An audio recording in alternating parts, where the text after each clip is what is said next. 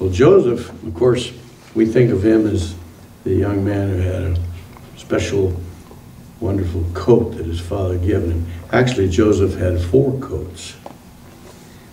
The first coat is one that we know about, but we know very little about it. And it was the coat of his father's favor. And Jesus, of course, was the wonderful Son of God, the favored Son of God, and lived in the glory of God. But that coat was taken off of Joseph violently. But his brothers, in their jealousy and hatred, they ripped that coat off of him and they dipped it in blood. And then they carried it back home to his father. And they only asked the father, "Do you recognize this?" And of course the father immediately recognized it, said, "That's the coat of my son." And Jacob, his father, said, "A wild animal has killed him." And so the Lord left the favor of the Father and came into the dominion of death, just as Joseph entered into that dominion. And the glory coat that he had became stained with blood.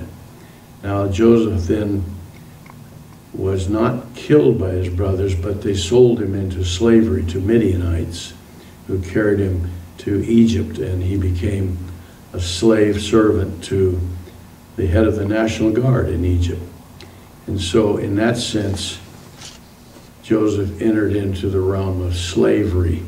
Now, when he left the coat of glory off, he took on the coat of a slave. And so anyone who would see him would know that he is a slave, because he would look like a slave. And when Jesus came into the realm of the world's death, he took on the appearance of the dying world. He took on the form of sinful man. So his second coat, having left the glory coat, he now wears the slave coat. Well, that coat was also ripped off of him violently by the man's wife, who accused him of attempted rape.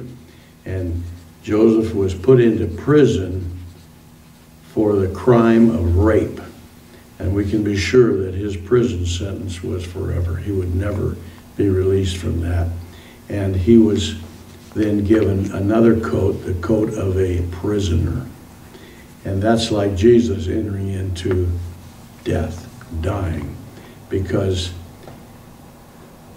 a slave is one thing. A slave is not dead, but he's living where death rules, and he works all his life until he dies. But death is the finality of it. So the third coat that Joseph has was the coat of death, the coat of the prisoner. No escape. But he was brought up out of that prison because of miraculous things that the Lord had showed him. And ultimately, the Pharaoh made him the second command of all of his kingdom. And so Joseph was put on him the coat of authority. And then he went riding in a chariot with people running ahead of him, make way for the Pharaoh's leading man. He became such an authority that Pharaoh said, "From now on, nothing will happen in my kingdom except by your command." And so Jesus has worn all 4 coats. Joseph wore all 4 coats, and you wear all 4 coats. Before you were born, the Lord loved you. You were in his favor, but you were born into the realm of slavery to sin. And ultimately, the only escape from that is to death. But the Lord has resurrected you into the place of authority and royalty. The Lord said, you're seated with him in his throne. That puts you in that position of authority. So you've got all 4 coats too.